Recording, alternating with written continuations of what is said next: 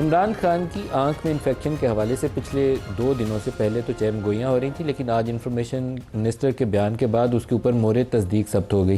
لیکن وہ کیا ایسا معاملہ تھا جس کو اتنے خفیہ طریقے سے چیک اپ کروانے کی ضرورت تھی کہ اس کی فیملی کو بھی نہیں پتا اور فیملی کو ابھی تک ملنے بھی نہیں دیا گیا؟ بہت سارے سوالات اٹھتے ہیں اور پھر بار بار تذکرہ ہوتا ہے کہ کوئی ایسا راستہ نکلنا چاہیے کہ سیاسی قوتیں بیٹھیں اور اس تلخی کو کم کریں اور معاملات بہتری کی جانب آگے بڑھ سکیں۔ عطاء اللہ تارڑ صاحب نے کہا کیا، پہلے وہ سن لیں پھر اپنے مہمانوں کی طرف آتے ہیں، دکھائیے۔ گزشتہ ہفتے کی رات جو آنکھوں کے ڈاکٹرز ہیں، ماہرین ہیں، ان کی سفارش پہ ان کو پیمز لے جایا گیا اور پیمز میں ان کا آنکھوں کا مزید معائنہ ہوا، جس کے بعد تحریری طور پہ ان کی رضامندی کے بعد 20 منٹ کی طبی کارروائی ہوئی اور ان کو پھر واپس جو ہے وہ اڈیالہ جیل لے جایا گیا ضروری ہدایات کے ساتھ ہی۔ ہی از ایبسولوٹلی ہیلدی اور وہ بالکل۔ آج ہمارے ساتھ پینل میں شامل ہیں رانا ثناء اللہ خان، مشیر ہیں وزیر اعظم کے سیاسی امور کے لیے۔ رانا صاحب ویری وارم ویلکم۔ اور ان کے ساتھ تشریف فرمائیں تنویر احمد صاحب۔ تنویر احمد صاحب ایک بڑے قابل احترام کاروباری شخصیت ہیں اور پاکستان میں نس یونیورسٹی اور مختلف اداروں کی ڈونیشن میں بھی کافی بڑی اماؤنٹ جو ڈونیٹ کر چکے، $9 ملین نسٹ یونیورسٹی کے لیے انہوں نے ڈونیٹ کیا۔ اور ان کی ایک وجہ شہرت یہ ہے کہ عمران خان اور اسٹیبلشمنٹ اور حکومت وقت کے درمیان معاملہ فہمی کو، مفاہمت کو آگے فروغ دینے کے لیے جو بیک چینل یوز ہوتا ہے، امریکہ سے کچھ کاروباری شخصیات پاکستان آتی ہیں، ان کو تنویر صاحب اس پروسیس کو لیڈ کرتے ہیں۔ تنویر صاحب آپ کو بھی خوش آمدید کہتے ہیں۔ رانا صاحب پہلے تو یہ آنکھ والے مسئلے کو لے لیں، اس کو اتنا خفیہ کیوں رکھا گیا؟ اگر ان کی صحت کا معاملہ ہے تو فیملی کو سب سے پہلا حق ہے، اس کو بتانا بھی چاہیے اور ملنے بھی دینا چاہیے۔ دیکھیں ملک صاحب، ہمارا خیر ایز اے قوم بھی اور ایز اے میڈیا تو خاص طور پہ ہمارا یہ رویہ بنتا جا رہا ہے اور کسی حد تک بن چکا ہے کہ ہم ہر چیز کو نیگیٹو سائیڈ سے شروع کرتے ہیں اور اس انداز سے جو ہے وہ سوچتے ہیں آگے جا کے اگر وہ پازیٹیو ہو جائے تو بھلے زور سے ہو جائے، ورنہ ہم نیگیٹیوٹی کو جو ہے وہ ہٹنے نہیں دیتے۔ معاملہ یہ ہے کہ ایک آدمی جیل میں قید ہے اور اس کا وہاں پہ روزانہ میڈیکل ہوتا ہے، میڈیکل چیک اپ ہوتا ہے، جیل میں ہاسپٹل موجود ہے، ڈاکٹر موجود ہیں۔ تو ایسا کیوں نہیں ہو سکتا کہ ڈاکٹر نے انہیں چیک کیا، انہوں نے شکایت کی کہ جی میری آنکھ میں یا جو بھی ان کو پرابلم ہے کہ مجھے پرابلم ہے، اور ڈاکٹر صاحب نے ریکمینڈ کیا کہ ان کو فوری طور پہ کسی اسپیشلسٹ کو جو ہے وہ دکھایا جائے، اور انہیں شفٹ کیا گیا پیمز میں، اور وہاں پہ ان کی جو بھی ریکوائرمنٹ تھی یا جو چیک اپ تھا وہ ہوا، اور اس کے بعد ڈاکٹر کی ایڈوائز کے اوپر ہی ان کو واپس جیل، ہاسپٹل یا ان کے جو بھی جہاں پہ ان کا سیل ہے وہ موجود ہے وہاں پہ بھیج دیا گیا۔ تو کیا یہ ضروری ہے کہ اگر ایک مریض کو اس کی کسی وجہ سے جو ہے وہ اسے فوری میڈیکل ٹریٹمنٹ کی ضرورت ہو تو پہلے اس کے گھر والوں کو پوچھا جائے، اس کے بعد پھر جو ہے وہ جس طرح سے آج ایک جگہ پہ بات ہو رہی تھی جی وزراء کو نہیں پتہ، بھی میں نے کہا کہ یہ کوئی ایس او پی ہے کہ وزراء کو پہلے پوچھا جائے گا تو پھر اس کے بعد جو ہے وہ مریض کو جو ہے وہ چیک کر کے اس کو دوائی دی جائے گی۔ تو ویسے ہو نہیں رہا، پہلے تو فیملی کو ملنے سے روکنا نہیں ہو نہیں بہت غلط ہے۔ نہیں، وہ علیحدہ بات ہے، وہ علیحدہ آ جائیں کہ جی فیملی کو کی ملاقات پچھلے 4 ہفتوں سے اس کا علیحدہ جواب ہے۔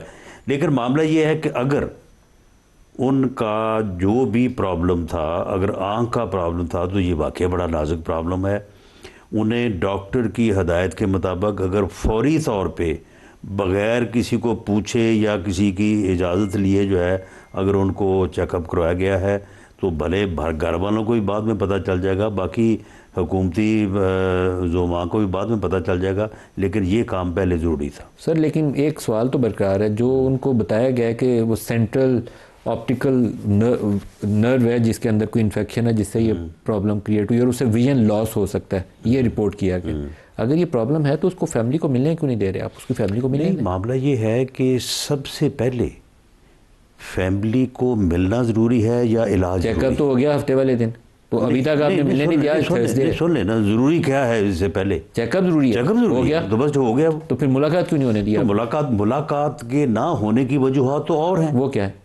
وہ وجوہات یہ ہیں 8 فروری ہے نہیں 8 فروری نہیں ہے، ہائی کورٹ کا فیصلہ ہے، ہائی کورٹ کے فیصلے میں کچھ کمٹمنٹس انہوں نے کی ہیں، کچھ جو ہے وہ آبلیگیشنز جو ہے وہ ان کے اوپر ہیں، کچھ گورنمنٹ کے اوپر ہیں، ان کو وہ نہیں مان رہے، ان کو وہ تسلیم نہیں کر رہے.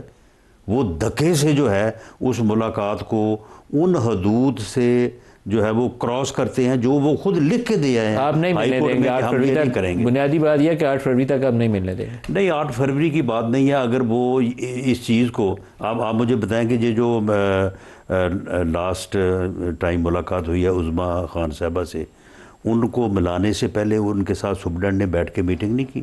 ان کو بیٹھ کے کہا نہیں کہ جی یہ ہائی کورٹ کا حکم ہے، یہ پڑھ لیں، اس میں آپ کے متعلق یہ لکھا ہے، ہمارے متعلق یہ لکھا ہے، میں آپ کی ملاقات کرا رہا ہوں، آپ بھی اس ہائی کورٹ کے فیصلے کے مطابق جو ہے وہ جس بات سے آپ کو منع کیا ہے ہائی کورٹ نے، اور جس کا آپ باقاعدہ آپ کے ہائی کورٹ میں سلمان اکرم راجہ صاحب نے بیان دیا ہے کہ ہم اس چیز کی پابندی کریں گے، آپ بھی پابندی کریں تاکہ آپ کے لیے بھی کوئی مشکل نہ ہو اور ہمارے لیے بھی نہ ہو.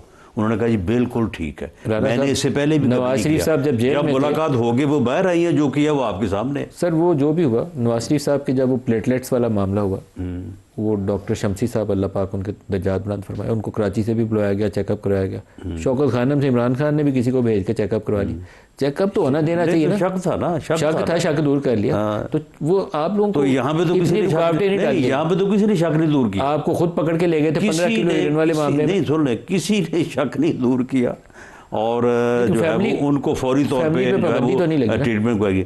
میں جب گرفتار ہوا مجھے بھی یہی مسئلہ تھا، تو مجھے تو 16 دن میڈیسن بھی نہیں دی گئی. یہ طریقہ اور چیک اپ کا یہ حال تھا کہ مجھے وہ سپرڈنٹ نے بتایا کہ جی ہاسپٹل آپ کے لیے آؤٹ آف باؤنڈ ہے، آپ ہاسپٹل نہیں جا سکتے. جو کچھ آپ کے ساتھ کیا گیا وہ درست تھا؟ جو غلط تھا. تو ابھی بھی جو کچھ ہو رہا ہے میں سمجھتا ہوں کہ اگر ان کا چیک اپ ہوا ہے اور امیجیٹلی ہوا ہے اور ڈاکٹر کی ریکمنڈیشن میں بہت صحیح ہوا ہے. تنویر صاحب آپ نے بہت کوشش کی، عمران سے بھی ملاقات کی، آپ نے پارٹی کے لوگوں سے بھی ملاقات کی، اسٹیبلشمنٹ سے بھی ملاقات کی، رانا صاحب آپ کے بھی ساتھ بیٹھے ہوئے ہیں. بات ٹوٹی کہاں پہ جا کے؟ دیکھیں بات جو ہے نا، اگر اجازت دیں تو رانا صاحب کی ایک چھوٹی سی میں اس میں ایڈ کرنا چاہوں گا کہ جو آپ کا کویشچن تھا کہ جی فیملی کو کیوں نہیں ملنے دیا جا رہا. فیملی جا کے اگر ملتی ہے تو فیملی جا کے اپنے فیملی میٹرز ڈسکس کرے، نہ کہ پالیٹکس ڈسکس کرے. فیملی کا جا کے ادھر یہ کام بالکل نہیں بنتا کہ ان کو پالیٹکس کے لے کے آگے چلیں، اس کے اوپر کوئی ڈسکشن ہو. مسئلہ یہاں سے ہی شروع ہوتا ہے. مسئلہ اور کوئی خاص نہیں ہے ادھر. اگر کسی کو کوئی ملنے نہیں دیا جا رہا، ایک عام چلے عمران خان صاحب ایک لیڈر ہے، ایکس پرائم منسٹر بھی ہیں، ان کی تھوڑی سی میرات زیادہ بھی ہو سکتی ہیں یا کم ہو سکتی ہیں، یا ان کے آبلیگیشن ان پہ زیادہ بھی ہیں. کیا ان کو اپنے پروٹوکولز کا نہیں پتہ؟ لیکن ایک فارمر پرائم منسٹر، آپ کو پتہ ہے کہ کیسز کی نوعیت پولیٹیکل زیادہ ہے، اس کو کوئی جیٹ بلیک ٹیررسٹ یا دہشت گرد کی طریقے سے ٹریٹ کرنا درست ہے کہ اس کو فیملی اور لائرز تک ایکسیس نہ؟ دیکھیں بلک صاحب، بات یہ ہے کہ چلیں تنویر صاحب کہہ رہے ہیں کہ جو انہیں پالیٹکس کے اوپر جو ہے وہ بات نہیں کرنی چاہیے، فیملی کے ساتھ فیملی میٹرز کا. ہم کہتے ہیں پالیٹکس بھی کریں، ہمیں گالیاں بھی دیں، لیکن معاملہ یہ ہے کہ اس وقت ملک کی جو سیکورٹی اور ملک کے دفاع کے جو معاملات ہیں، جو لوگ روزانہ جو ہے وہ اپنے بیٹوں کے لاشیں اٹھا رہے ہیں، اس صورتحال میں اب یہ بات اس وقت نہ کی جا سکتی ہے، نہ ٹالوریٹ ہو سکتی ہے کہ آپ ان کو بھی گالیاں نکالیں آپ، اور ایسی گفتگو کریں، ایسی جو ہے وہ گالیاں نکالیں جو ہے وہ یعنی یہاں پہ ریفر نہ کی جا سکے. یہ تو کوئی صورتحال نہیں ہے، اور یہ صورتحال انہوں نے پیدا کی.